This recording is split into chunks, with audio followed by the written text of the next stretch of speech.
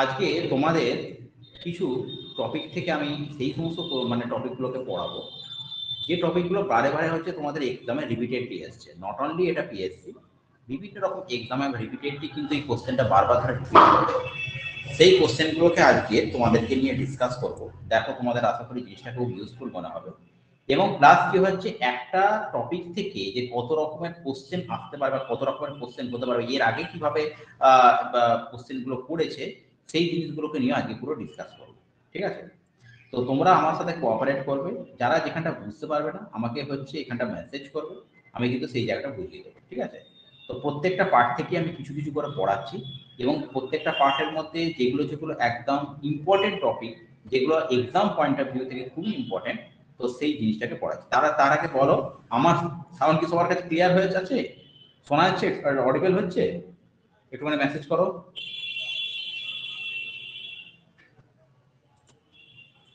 আমার কাছে সাউন্ডটা ক্লিয়ার হচ্ছে? সবার কাছে শোনা যাচ্ছে তো?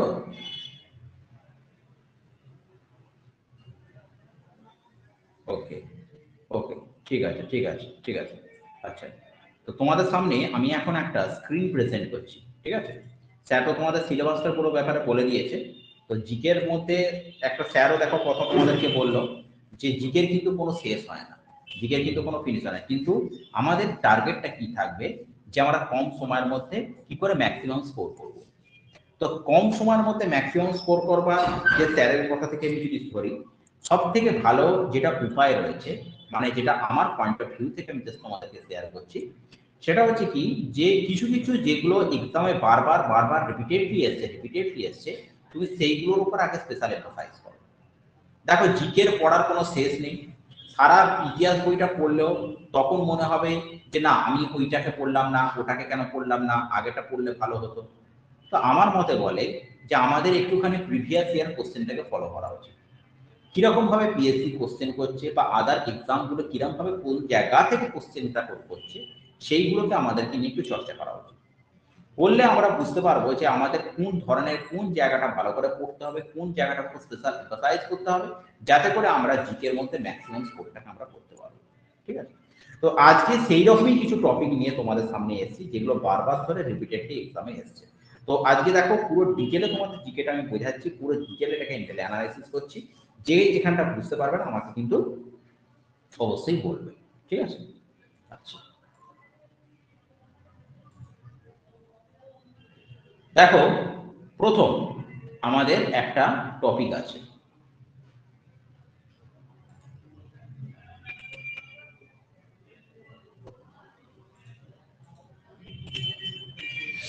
প্রথম আমাদের যে টপিকটা রয়েছে সেই টপিকটা হচ্ছে কি, ভারতবর্ষের গভর্নর জেনারেল। এই টপিকটা কারা কারা বলো তো, পরীক্ষায় কি ইম্পর্টেন্ট এটা? কারা কারা যারা যারা কম্পিটিটিভ এক্সাম দিয়েছো তারা নিশ্চয়ই এই টপিক থেকে অনেকগুলো কোশ্চেন পেয়েছো, পেয়েছো কিনা আমাকে একটু বলো। হ্যাঁ, ঠিক আছে। তোমরা আমাকে যা কিছু অসুবিধা যদি মেসেজ করো তুমি আমাকে জানাতে পারো। ঠিক আছে? তো আমি জাস্ট এটাকে শুরু করছি। তো এই যে টপিকটা আজকে তোমাদেরকে যেটা করাচ্ছি, এটা এর আগে অনেকগুলো কম্পিটিটিভ এক্সামে এসছে। তো তোমাদের যার যেখানে বুঝতে অসুবিধা হবে সেখানে জিজ্ঞেস করো। ঠিক আছে? চলো তাহলে ক্লাসটা দেরি না করে শুরু করছি। ওকে, কথাটা কি রয়েছে, ভারতবর্ষের গভর্নর জেনারেল। প্রথম কি লেখা আছে দেখো, গভর্নর, তারপর আবার জেনারেল। তাহলে প্রথম কথা আমাদের আগে জানতে হবে এই গভর্নর কথাটা কি করে হলো, জেনারেল কথাটা কি করে হলো। গভর্নর বলতে কি, বাংলার মানেটা কি আমরা কি জানি, রাজ্যপাল, তাই তো? কিন্তু রাজ্যপাল তো এখন আমরা এখন দেখতে পাচ্ছি যে পশ্চিমবঙ্গের যে আমাদের রাজ্যপাল হয়েছে শ্রী আনন্দ বোস। কিন্তু এই গভর্নর কি করে এলো, মনে রাখতে দাও। আমাদের পলাশির যুদ্ধ হয়েছিল। পলাশির যুদ্ধটা কবে হয়েছিল যদি কারো মনে না থাকে আমি জাস্ট বলে দিচ্ছি, দেখো 1757। পলাশি যুদ্ধের আগের ব্যাপারটা আমি যাচ্ছি না, কারণ ব্যাপারটা হচ্ছে এর আগে অনেক কিছু জিনিস হয়ে গেছে। তো আমি একদম পলাশি যুদ্ধ থেকে শুরু করছি। পলাশি যুদ্ধটা কবে হয়েছিল, সেভেন্টিন, পলাশি যুদ্ধটা কবে হয়েছিল না 1757-এ হয়েছিল। ঠিক আছে? এই 1757-এ যখন পলাশি যুদ্ধ হয়েছিল, তখন থেকে যখন পলাশি যুদ্ধে সিরাজউদ্দৌলা যখন হেরে গেল, সিরাজউদ্দৌলা যখন পরাজিত হল, সেই 1757 সিরাজউদ্দৌলা পরাজিত হওয়ার পর থেকে কিন্তু ব্রিটিশ সরকার আমাদের ভারতবর্ষের মধ্যে একটা ঘাঁটি করল। ঠিক আছে, তো এই যে 1757 পলাশির যুদ্ধে যে ব্রিটিশরা মানে আমাদেরকে মানে সিরাজকে হারিয়েছিল, তোমরা জানো যে হয়তো যারা ইতিহাস নিয়ে পড়েছো বা যারা এর আগে কম্পিটিটিভ দিয়েছে তারা জানো যে যখন পলাশির যুদ্ধটা হয়েছিল 1757 যখন পলাশির যুদ্ধটা হয়েছিল, সেই পলাশির যুদ্ধটাতে কে ছিল না মির্জাফর ছিল। ঠিক আছে, 1757 যখন পলাশির যুদ্ধটা হয়েছিল, পলাশির যুদ্ধে কি হয়েছিল, সিরাজউদ্দৌলা প্লাস কি ছিল, মির্জাফর ছিল। তো এখন কথা হচ্ছে কি যে এই মির্জাফরই কিন্তু আমাদের ব্রিটিশদেরকে খুব হেল্প করেছিল, যার জন্য আমাদের 1757 নবাব কিন্তু সিরাজউদ্দৌলা অত বিশাল বাহিনী নিয়েও কিন্তু ইংরেজদের সাথে লড়তে পারে। এই পলাশির যুদ্ধের পরে তখন কি হয়েছিল, ভারতে তখন গভর্নর চালিত শাসন ব্যবস্থা প্রচলিত হলো। এই 1757 পর যে ভারতের প্রথম গভর্নর যেটা ছিল, ভারতের প্রথম গভর্নরের নামটা কি ছিল, রবার্ট ক্লাইভ। ঠিক আছে, রবার্ট ক্লাইভ। এই রবার্ট ক্লাইভটা কি ছিল, রবার্ট ক্লাইভটা কবে গভর্নর ছিল না 1765। কবে গভর্নর ছিল, 1765। প্লাস এই 1765 যে রবার্ট ক্লাইভ গভর্নর ছিল, প্লাস এই 1765 কি হয়েছিল না 1765 তিনটে প্রদেশ, একটা বাংলা, একটা বিহার আর একটা হচ্ছে উড়িষ্যা, এই বাংলা বিহার উড়িষ্যা এই তিনটে প্রদেশের উপর কি করা হয়েছিল, দেওয়ানি লাভ করা হয়েছিল। ঠিক আছে, তাহলে তোমাদের যদি পরীক্ষায় এই কোশ্চেনটা আসে, পরীক্ষায় অনেক সময় কিরকম কোশ্চেনটা দেয় দেখো, পরীক্ষায় কোশ্চেন প্যাটার্নটা তোমাকে আমি একটু বলে দিই। পরীক্ষায় কিরকম কোশ্চেনটা দেয় যে who was the first governor of Bengal.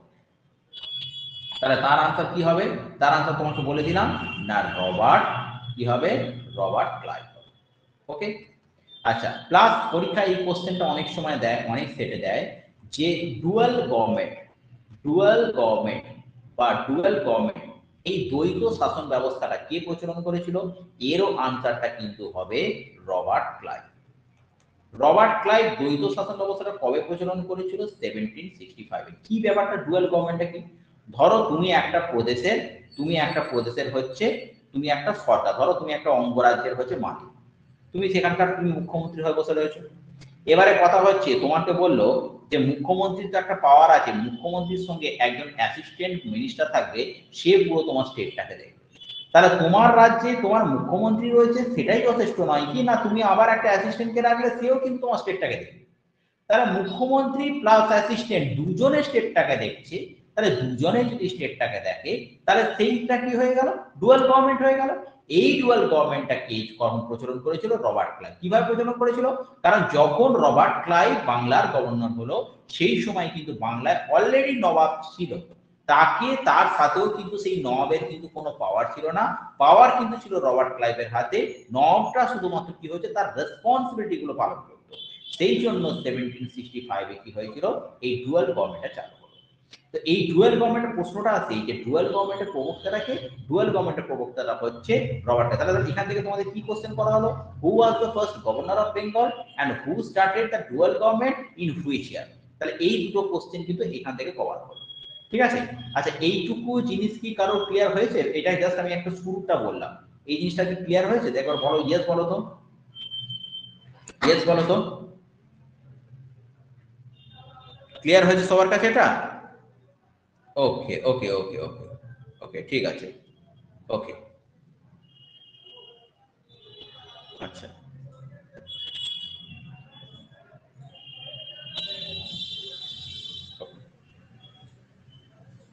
এবারে তাহলে আমাদের কি কিন্তু তাহলে গভর্নরের ব্যাপারটা নিশ্চয়ই ক্লিয়ার হলো, who was the first governor.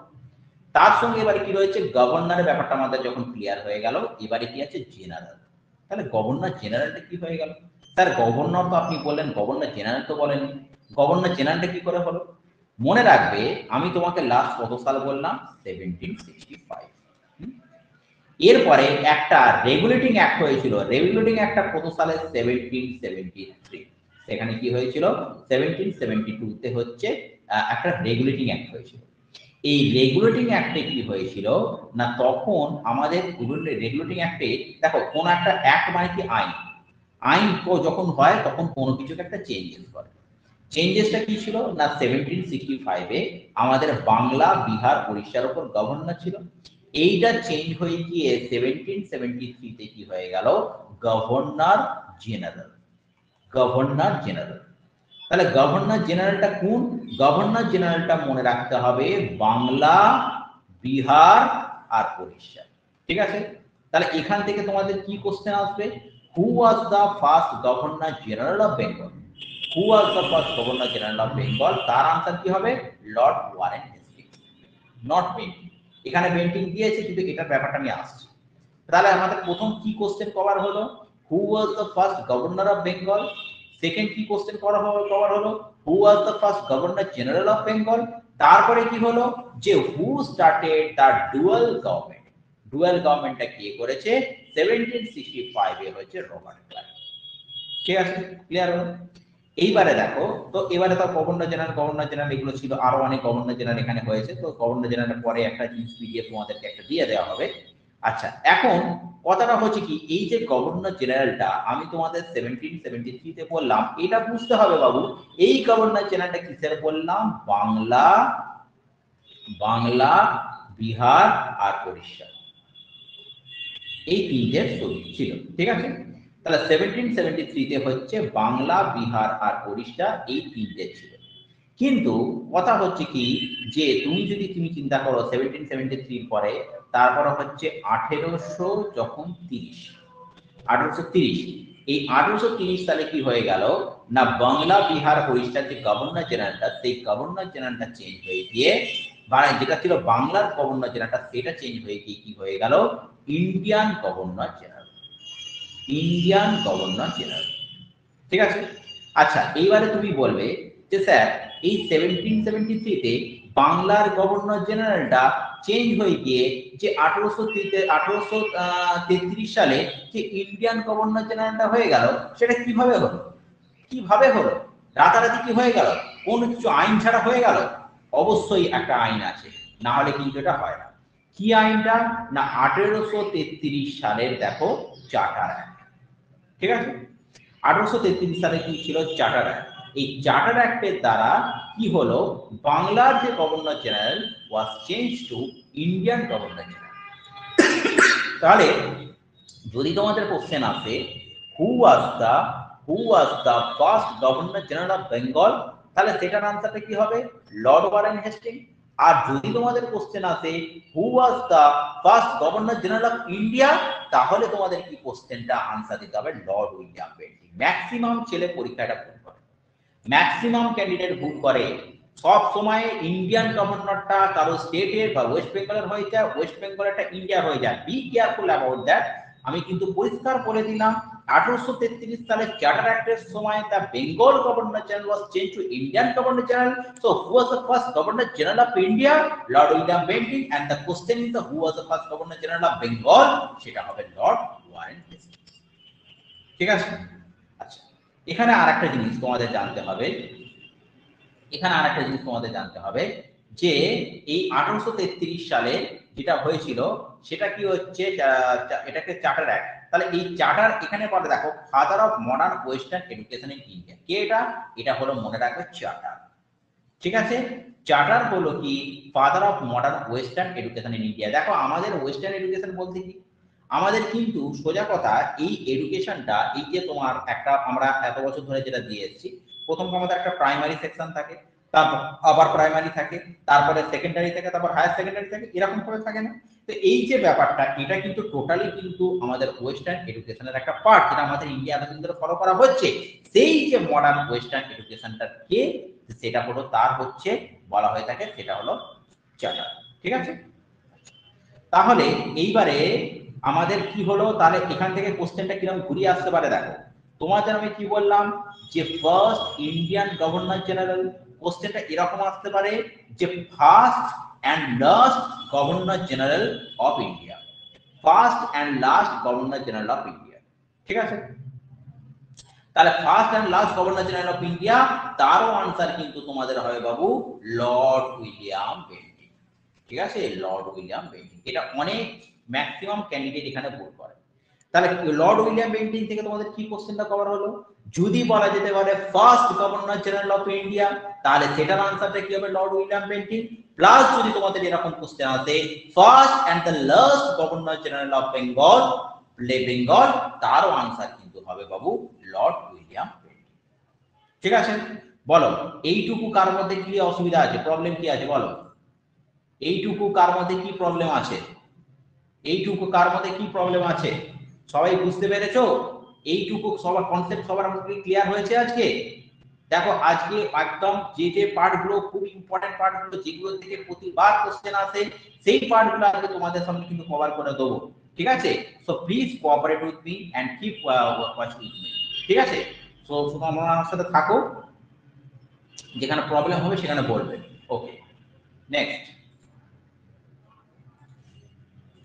দেখো এখানে আরেকটা আছে, যে মিত্রতা সন্ধি। মিত্রতা সন্ধি, এই লোকটাকে নিশ্চয়ই তোমরা চেনো, রঞ্জিত সিং।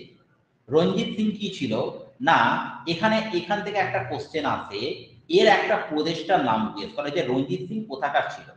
অনেক সেটাই আমি দেখেছি যে রঞ্জিত সিং এর প্রদেশটার নাম জিজ্ঞেস করে। রঞ্জিত সিং এর প্রদেশটার নাম কি মনে রাখবে, ইনি ছিলেন সুকারচেরিয়া মিশলের অধিপতি। সুকারচেরিয়া মিশলের অধিপতি কি ছিল? রঞ্জিত সিং। এর সাথে একটা মিত্রতা সন্ধি করে 1831 সালে। ঠিক আছে, তাহলে 1809, আচ্ছা এখান থেকে 1831 সালে মিত্রতা সন্ধি। এখান থেকে আর একটা কোশ্চেন আছে, ট্রিটি অফ অমৃতসর। পরীক্ষায় অনেকবার কোশ্চেন আসে, ট্রিটি অফ অমৃতসর কবে হয়েছিল? খুব ইম্পর্টেন্ট একটা কোশ্চেন। ট্রিটি অফ অমৃতসরটা কবে হয়েছিল? 1809 সালে। কার সাথে হয়েছিল? বাবু রঞ্জিত সিং আর ব্রিটিশদের সাথে হয়েছিল।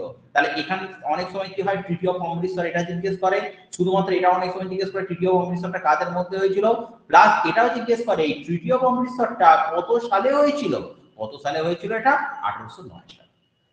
ঠিক আছে, 1809 সালে। ওকে, ক্লিয়ার হয়েছে?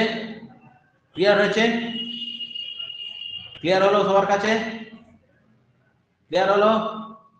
ওকে ওকে ওকে, ঠিক আছে, চলো নেক্সট। আজকে অনেক পুরো টপিকটা আজকে তোমাদের কাছে কভার করে দেবো, তোমরা শুধু এখানে থাকো, দেখবে অনেক ধরনের তোমাদের জিকের যে কনসেপ্টটা অনেক কাছে তোমাদের কাছে ক্লিয়ার হয়ে গেছে। আচ্ছা, যারা জিকে নিয়ে ভয় পাচ্ছ তারা অনেকটা ক্লিয়ার হয়ে যাবে। আচ্ছা, এরপরে দেখো আমি লাস্ট কত সাল বললাম, দেখো লাস্ট আমরা বললাম 1833 সাল। তাহলে 1833 সালে চার্টার অ্যাক্ট। আচ্ছা, এরপরে দেখো 1833 সালে চার্টার অ্যাক্টের পরে তার 2 বছরকে হিসাব করো, তার মানে কত হচ্ছে? 1835 এ খুব একটা ইম্পর্টেন্ট কোশ্চেন, আমাকে অনেকবার পরীক্ষা আমি দেখেছি এই কোশ্চেনটা এসেছে, in which year Calcutta medical college was established. In which year Calcutta medical college was established. কবে হয়েছিল? না 1835 সালে। 1835 সালে কি হয়েছিল? Calcutta medical college was established. আর কি হয়েছিল? 1833 তে কি হয়েছিল? Charter act. এন্ড 1835 এ কি হয়েছিল? Calcutta medical college was established. ঠিক আছে, ক্লিয়ার হলো? আচ্ছা, আর একটা কোশ্চেন আছে, এখান থেকে আর একটা কোশ্চেন আছে, 1835 সালে যে ক্যালকাটা মেডিকেল কলেজটা স্ট্যাবলিশড হয়েছিল সেই সময় কে ছিল? সেই সময় কে গভর্নর জেনারেল ছিল? সেই সময় গভর্নর জেনারেল ছিল lord Macaulay. Lord Macaulay was the governor general। এখন দেখো 1833 সালে চার্টার অ্যাক্টের পর গভর্নর জেনারেল ইন্ডিয়ার হয়ে গেছে, তাহলে আমরা কি বলতে পারি? Lord Macaulay was the governor general of India। এবং এই লর্ড ম্যাকাউলের সময় কি হয়েছিল?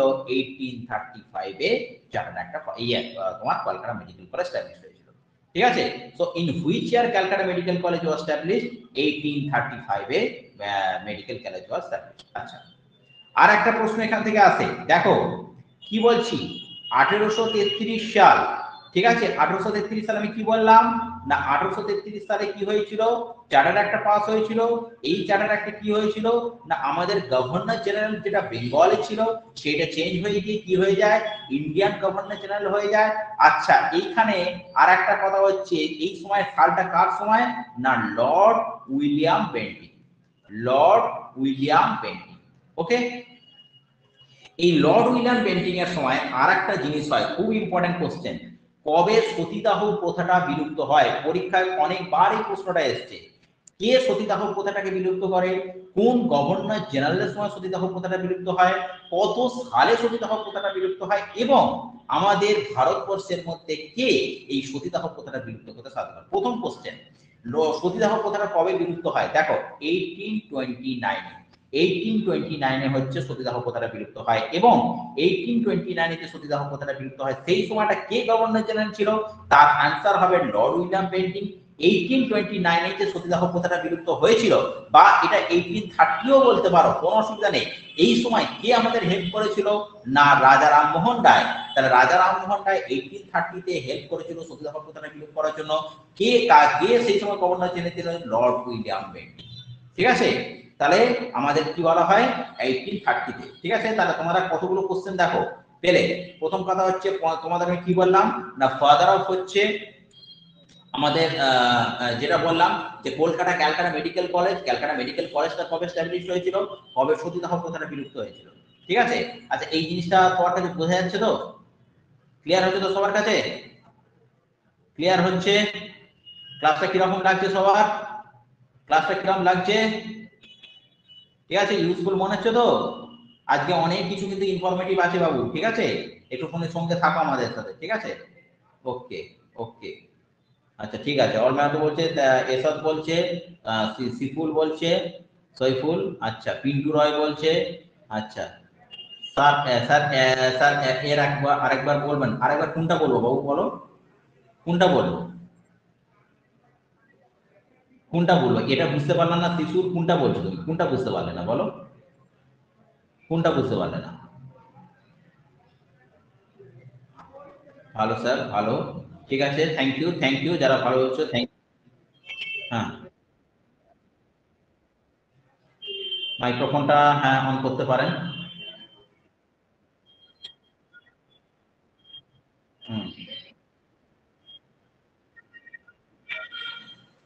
আচ্ছা শুধুমাত্র স্যার যেটা বললো, যার এটা অসুবিধা রয়েছে সে শুধুমাত্র বলবে, ঠিক আছে, বাকিরা কিন্তু কেউ কিছু বলবে না। না না, যার প্রবলেমটা হয়েছে সে শুধু।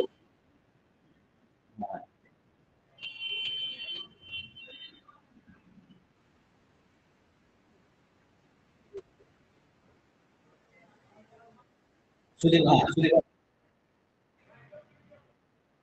সুদীপটা কি গল্প বলবে?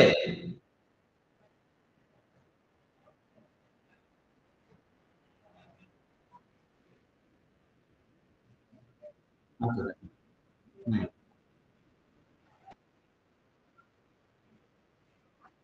চলো, ঠিক আছে, ওকে ঠিক আছে। আচ্ছা আচ্ছা ঠিক আছে, ওকে আসতেই বলবো, ঠিক আছে।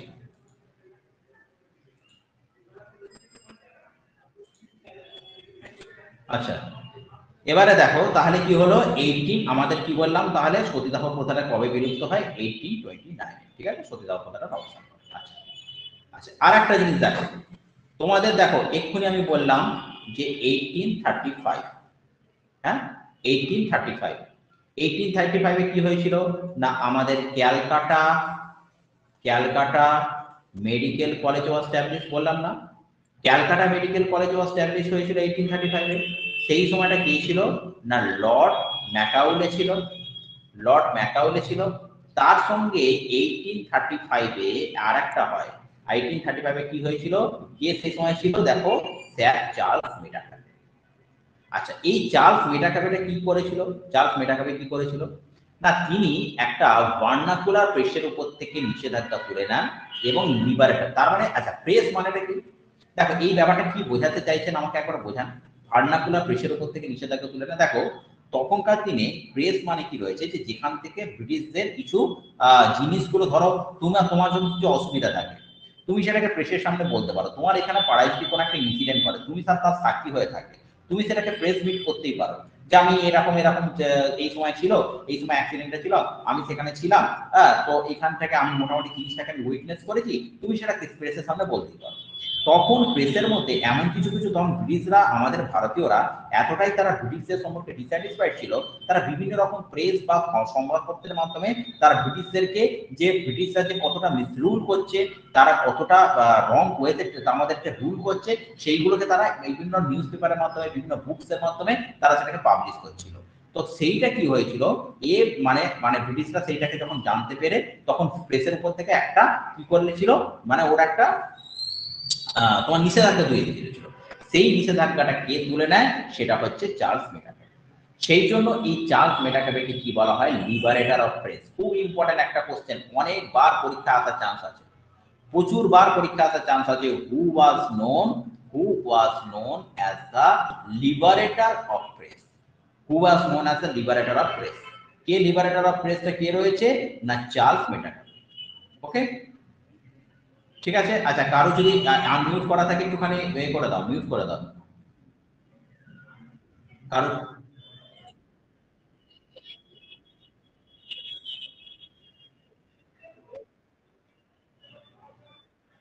কারো যদি আনমিউট করা থাকে একটু মিউট করে দিন প্লিজ। ওকে,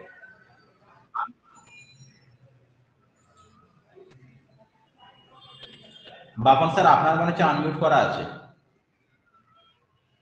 স্যার আপনার মনে হচ্ছে আনমিউট করা আছে, একটুখানি মিউট করে দিন। ঠিক আছে,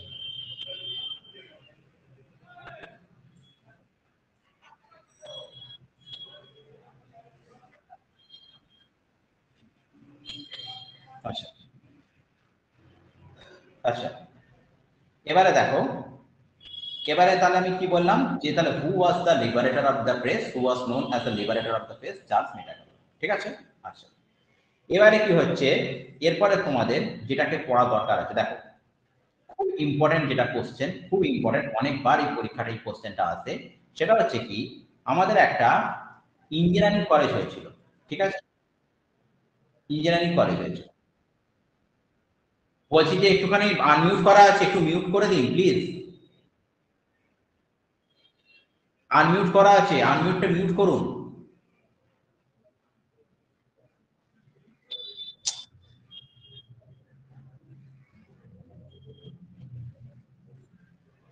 বাপন স্যার একটু মিউট করে দিন, বাপন স্যার মিউট করে দিন।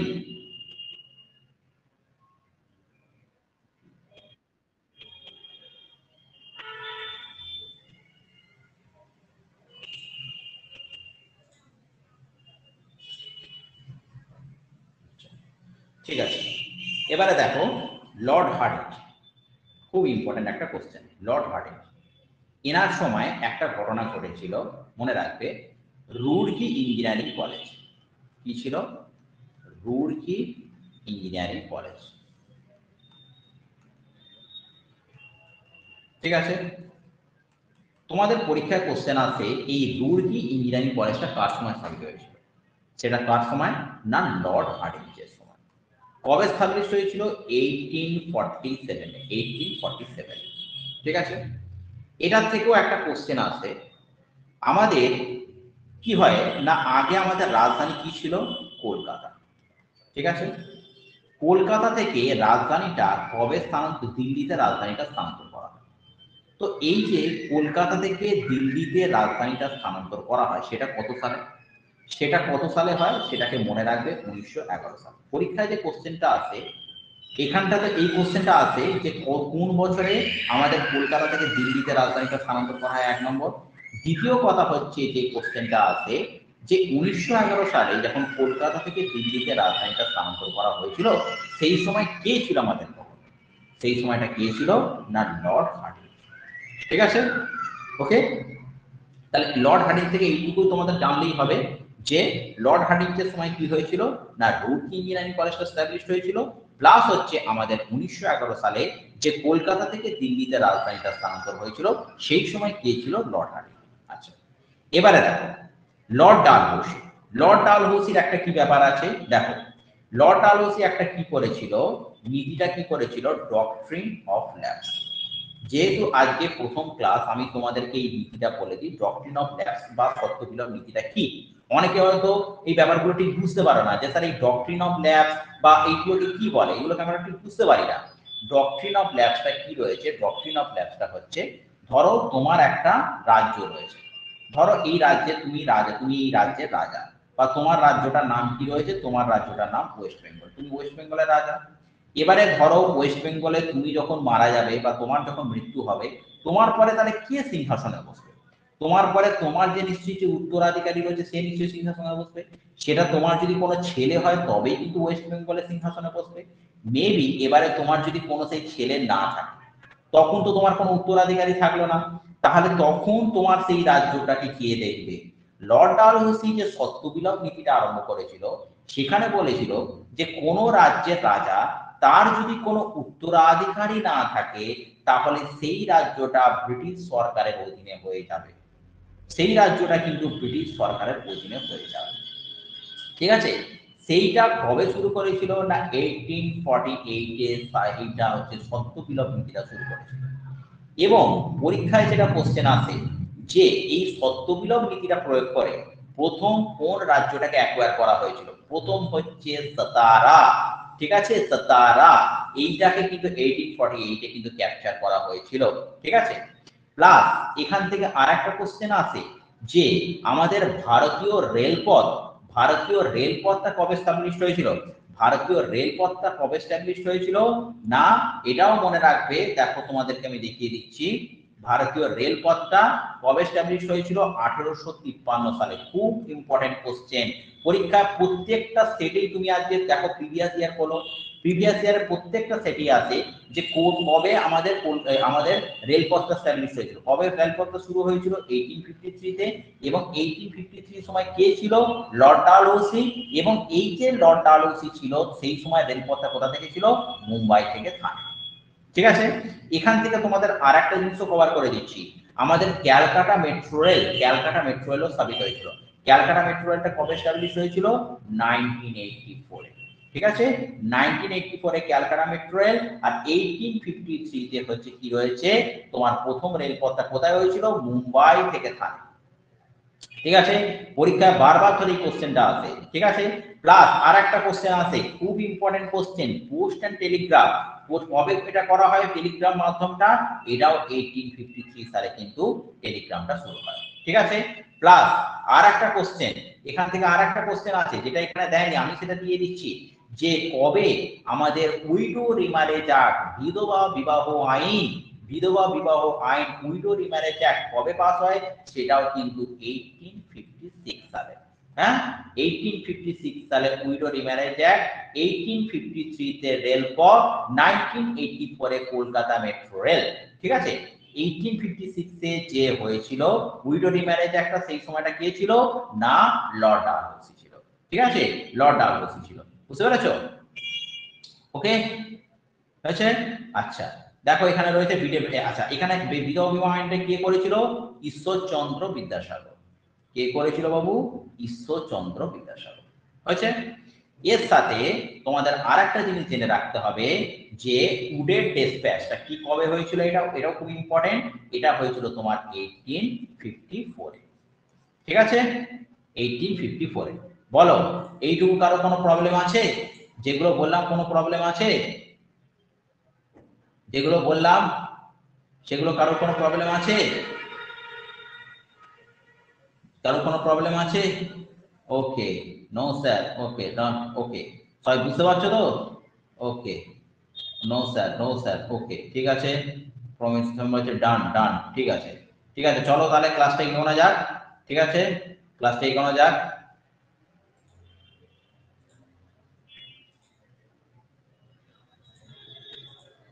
আচ্ছা, আর একটা মনে রাখবে যে এইটা আর একটা কোশ্চেন আছে। দেখো এখান থেকে এবার আবার একটা মাস্টার স্ট্রোক তোমাদের দিচ্ছি। তোমাদের আমি কি বললাম যে প্রথম কথা, ভারতের first governor, Indian first governor দেখি কিরম মনে আছে সবার, একবার জিজ্ঞেস করে দেখি। বলো তো, আমাদের বেঙ্গলের ফার্স্ট গভর্নর কে ছিল? বেঙ্গলের ফার্স্ট গভর্নর কে ছিল বলো দেখিনি, বলো সবাই। আরে বাবা, গভর্নর জিজ্ঞেস করছি বাবু, আবার ভুল করছো তোমরা, এত করে বললাম ভুল করছো। না না না না, গভর্নরটা হবে কিন্তু রবার্ট ক্লাইভ। অনেকের আনসার ঠিক আছে, কিন্তু অনেকে কিন্তু ভুল করছে। ঠিক আছে, আমি কিন্তু ওয়ারেন হেস্টিংসটা দেখো, ওয়ারেন হেস্টিংসটা কি ছিল, গভর্নর জেনারেল ছিল। ঠিক আছে, কিন্তু যদি ফার্স্ট গভর্নর বলা যেতে পারে বেঙ্গলের গভর্নর, সেটা কিন্তু রবার্ট ক্লাইভ। ঠিক আছে, রবার্ট ক্লাইভ। তাহলে দেখো দেখো রবার্ট ক্লাইভ যেটা ছিল, রবার্ট ক্লাইভ যখন গভর্নরটা ছিল সেটা কবে, 1765। তারপর আমি কি বললাম, 1833 সালের একটা চার্টার অ্যাক্ট পাস হয়েছিল তো। তাহলে 1833 সালে যে চার্টার অ্যাক্টটা পাস হয়েছিল, কি হয়েছিল, বেঙ্গলে যে গভর্নরটা চেঞ্জ হয়ে গিয়ে কি হয়ে গেল, Indian governor general. Indian governor কি হলো, ইন্ডিয়ান গভর্নর জেনারেল হলো তো। এবার আমাকে বলো তো, আমি তো পড়িয়েছি, বলো তো, who was the first governor general of India? Who was the first Governor General of India? বলে ফেলো চটপট। Who was the first Governor General of India? Yes, Bentinck, Mohinur, very good. Lord William Bentinck. সেইটা হয়েছিল কি হলো, 1833 সালে charter act. 1833 সালে charter অ্যাক্টে কি হয়েছিল, উইলিয়াম বেন্টিং হয়েছিল। এবারে মনে রাখবে বাবু, আর একটা জিনিস হয়েছিল। আর একটা কি জিনিস হয়েছিল, সেটা হচ্ছে যে এর পরেও আমাদের 1857 এর পরে, 1857 এ যখন আমাদের রিভল্ট হলো বা সিপাহী ব্যাটনি হলো, এই সময় কি হয়ে গেল, এই গভর্নর জেনারেলের পোস্টটাও উঠে গেল। গভর্নর জেনারেল পোস্টটা উঠে গেল। গভর্নর জেনারেল পোস্টটা উঠে গিয়ে এখন কি হয়ে গেল না, গভর্নর জেনারেল পোস্টটা উঠে গিয়ে হচ্ছে ভাইসরয় হলো। তাহলে আমাদের যদি প্রশ্ন আসে যে কবে আমাদের এই ভাইসরয় পোস্টটা হলো, না 1857 এর মানে রিভল্টের পর। এই ভাইসরয় পোস্টটা কিভাবে হলো না, 1858 এ একটা ছিল মহারানীর ঘোষণাপত্র। কি ছিল, মহারানীর ঘোষণাপত্র। 1858 এ কি হয়েছিল, মহারানীর ঘোষণাপত্র। এই মহারানীর ঘোষণাপত্রে গভর্নর জেনারেলটা চেঞ্জ হয়ে গিয়ে ভাইসরয় হলো। তাহলে যদি তোমাদের কোশ্চেন আসে যে who was the first viceroy of India, তাহলে তার আনসার কি হবে, লর্ড ক্যানিং। ঠিক আছে, who was the first viceroy of India, lord Canning. আর একটা যদি প্রশ্ন আসে who was the last governor general of India, সেটারও আনসার কিন্তু হবে লর্ড ক্যানিং। ঠিক আছে, পরীক্ষায় কিরকম কোশ্চেনটা দেয় যে during the sipahi mutiny who was the governor, who was the viceroy, তার আনসারটা কি হবে, লর্ড ক্যানিং। ঠিক আছে, লর্ড ক্যানিং। বোঝাতে পারলাম তো, বোঝাতে পারলাম। আচ্ছা, আর একবার ডোনা মান্না। আচ্ছা দেখো, যে আমি কি বলেছি তোমাদের, দুটো জিনিস বললাম। প্রথম কথা কি হচ্ছে যে 1833 তে একটা চার্টার অ্যাক্ট পাস হয়েছিল। তাহলে 1833 তে যে চার্টার অ্যাক্টটা পাস হয়েছিল, সেই চার্টার অ্যাক্ট অনুযায়ী কি হয়েছিল, আমাদের গভর্নর জেনারেলটা চেঞ্জ হয়ে গিয়ে কি হয়ে গেল, গভর্নরটা চেঞ্জ হয়ে কি হয়ে গেল, গভর্নর জেনারেল হয়ে গেল। এবং সেই গভর্নর জেনারেলটাই আবার 1857 এ যখন সিপাহী রিভল্টটা এলো, তখন সেই গভর্নর জেনারেলটা চেঞ্জ হয়ে গিয়ে ভাইসরয় হলো। তাহলে যদি তোমাদের পরীক্ষা প্রশ্নটা আসে, ঠিক আছে, পরীক্ষা যদি প্রশ্নটা আসে who was the first governor, who was the first viceroy of India, ঠিক আছে, তাহলে সেটা হবে কিন্তু লর্ড ক্যানিং। ওকে, আচ্ছা চলো নেক্সট। আচ্ছা, এরপরে যেগুলো আমি পড়াবো দেখো, এইটা সংবিধানে কিছু অধ্যায়, ঠিক আছে, কিছু ইম্পর্টেন্ট কিছু অধ্যায় রয়েছে, সেই আমাদের অধ্যায়গুলোকে পড়াবো। দেখো, ফার্স্ট যেটা রয়েছে পার্ট ওয়ানে কি বলা হয়েছে না, আমাদের ইউনিয়ন এবং তার ভূখণ্ড। এটা কততে বলা হয়েছে, এটা হচ্ছে দেখো, এটা হচ্ছে পার্ট 1 থেকে হচ্ছে পার্ট 1 এ যেটা রয়েছে ইউনিয়ন এবং ভূখণ্ড। ঠিক আছে, এখানে কি করা হয়েছে, এখানে কি ব্যাপারটা রয়েছে, যেমন এখানের মধ্যে বলা হয়েছে formation of new states, alteration of new boundary, এই সমস্তগুলো কিন্তু পার্ট 1 এ বলা হয়েছে। মনে রাখবে এই পার্ট 1টা কিন্তু মানে এক্সচেঞ্জ করাটা খুব সোজা। ঠিক আছে, এই পার্ট 1টাকে ব্যবহার করে কিন্তু 2014 সালের 2 জুন কি করা হয়েছিল, তেলেঙ্গানাটা হচ্ছে আমাদের গঠন করা হয়েছিল। ঠিক আছে, পার্ট 1। ওকে, নেক্সট। আচ্ছা, পার্ট 1 এর আর্টিকেলটা কত, পার্ট 1 এর আর্টিকেলটা মনে রাখবে 1 থেকে 4। ঠিক আছে, এবারে দেখো পার্ট 2টা কি রয়েছে, নাগরিকত্বটা মনে রাখবে কত নম্বর আর্টিকেল, 5 থেকে 11। ঠিক আছে, নেক্সট পার্ট 3তে কি রয়েছে? মৌলিক অধিকার। খুব ইম্পর্টেন্ট, মৌলিক অধিকার থেকে অনেক প্রশ্ন আছে। তোমাদের জাস্ট আমি একটা রিভাম করে দিচ্ছি। মৌলিক অধিকারটা কত রয়েছে? 12 থেকে 35। 12 থেকে 35 হচ্ছে মৌলিক অধিকার। ঠিক আছে, প্লাস হচ্ছে পার্ট 4 নির্দেশমূলক নীতি। ঠিক আছে, আচ্ছা এবার এই মৌলিক অধিকারগুলো যদি সম্বন্ধে তোমাদেরকে বলতে হয়, মৌলিক অধিকারগুলো সম্বন্ধে যদি বলতে হয়, দেখো ফার্স্ট কি রয়েছে? 14 থেকে 18 কি ছিল? সাম্যের অধিকার। আর 2 নম্বর হচ্ছে 19 নম্বর ধারায় কি ছিল? স্বাধীনতার অধিকার। 3 নম্বর 23 থেকে 24 হচ্ছে কি? শোষণের বিরুদ্ধে অধিকার। আর 4টে লিখে রাখি, মানে অলরেডি 5টা আছে, আমি মোটামুটি 4টে লিখে রাখছি। 25 থেকে 28 নম্বর কি ছিল? ধর্মীয় স্বাধীনতা। ঠিক আছে, তাহলে এই ফান্ডামেন্টাল রাইটস গুলোকে কোথায় বলা হয়েছে? পার্ট 3তে বলা হয়েছে। পার্ট 3তে কি রয়েছে? 12 থেকে 35। 12 থেকে 35 মানে 14 থেকে 18 কি বললাম? সাম্যের অধিকার। 19 নম্বর ধারায় কি বললাম? শিক্ষার অধিকার। 23 থেকে 24 নম্বর ধারায় হচ্ছে তোমার কি রয়েছে? শোষণের বিরুদ্ধে অধিকার। 25 থেকে 28 নম্বর ধারায় কি বললাম? ধর্মীয় স্বাধীনতা। ঠিক আছে, তো এইগুলো একটা পরে আমরা ভিডিও করব। ভিডিও করে এখানে তোমাদের পুরো পরিষ্কার এই অধিকারগুলো সম্বন্ধে ভালো করে বলবো। ঠিক আছে, আজকে জাস্ট আমি একটা ওভারল্যাপ করে দিচ্ছি, কারণ সময় আজকে এত বেশি নেই, শুধুমাত্র পার্টগুলোকে আমি শুধু বলে যাচ্ছি। ওকে, নেক্সট হচ্ছে দেখো পার্ট 4। এখন দেখো পার্ট 4-এ দুটো রয়েছে, একটা পার্ট 4 রয়েছে আর একটা পার্ট 4A রয়েছে। পার্ট 4-এ পার্ট 4-এ কি রয়েছে বাবু? Fundamental duties. সরি, পার্ট 4-এ হচ্ছে তোমার, এখানে সেকশনটা লিখে রাখি, 36 থেকে 51। 36 থেকে 51 কি বলা হয়েছে? নির্দেশমূলক নীতি। আর একটা পার্ট 4A, মানে কি রয়েছে? পার্ট 4 51A, সেখানে কি করা হয়েছে? মানে তোমার ফান্ডামেন্টাল ডিউটিস রয়েছে। ঠিক আছে, তাহলে আমি কি বললাম?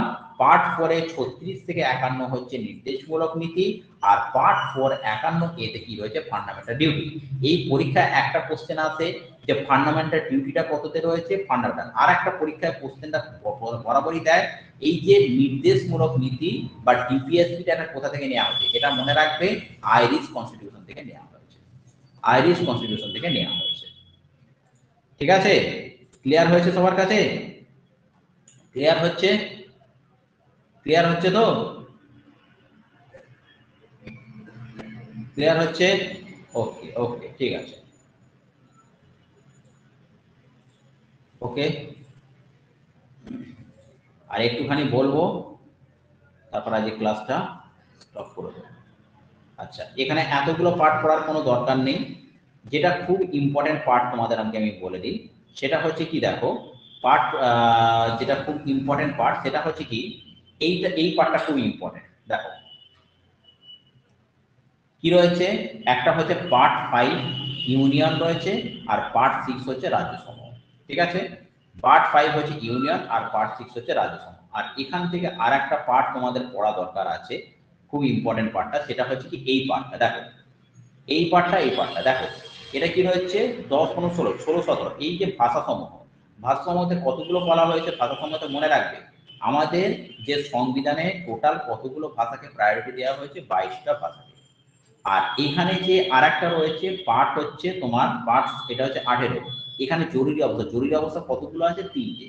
একটা হচ্ছে ন্যাশনাল ইমার্জেন্সি রয়েছে, একটা হচ্ছে স্টেট ইমার্জেন্সি রয়েছে, আর একটা হচ্ছে তোমার ফিনান্সিয়াল ইমার্জেন্সি রয়েছে। ঠিক আছে, এটা হচ্ছে 352 রয়েছে, এটা হচ্ছে 356 রয়েছে, আর এটা হচ্ছে 360 রয়েছে। ঠিক আছে, এই জরুরি অবস্থাটা কিন্তু খুব ইম্পর্টেন্ট, যে আমাদের কটা জরুরি অবস্থা রয়েছে? 3টে জরুরি অবস্থা।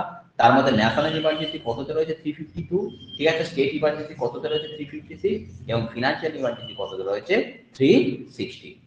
ঠিক আছে, বুঝতে পারা গেল? বুঝতে পারা গেল? বুঝতে পারা গেল গাইস? বললেন এই জায়গাটা? আচ্ছা বলুন। আচ্ছা ঠিক আছে, আমাদের ইমার্জেন্সি মানে কি? জরুরি অবস্থা। জরুরি অবস্থা কটা রয়েছে? 3টে। একটা ন্যাশনাল ইমার্জেন্সি, একটা ফিনান্সিয়াল ইমার্জেন্সি, আর একটা হচ্ছে স্টেট ইমার্জেন্সি। ন্যাশনাল ইমার্জেন্সিটা কততে রয়েছে? 352। তারপর হচ্ছে স্টেট ইমার্জেন্সিটা কততে রয়েছে? 356। এবং যেটা ফিনান্সিয়াল ইমার্জেন্সি রয়েছে 360। সেইটা কত নম্বর পার্টে বলা হয়েছে? পার্ট 18-তে বলা হয়েছে। ঠিক আছে, তো এই ছিল আজকের সেশন। কিরকম লাগলো বলো? কিরকম লাগলো সেশনটা? Yes, 352, হ্যাঁ, yes, নন্দনলাল। কিরকম লাগলো আজকে সেশনটা সবার?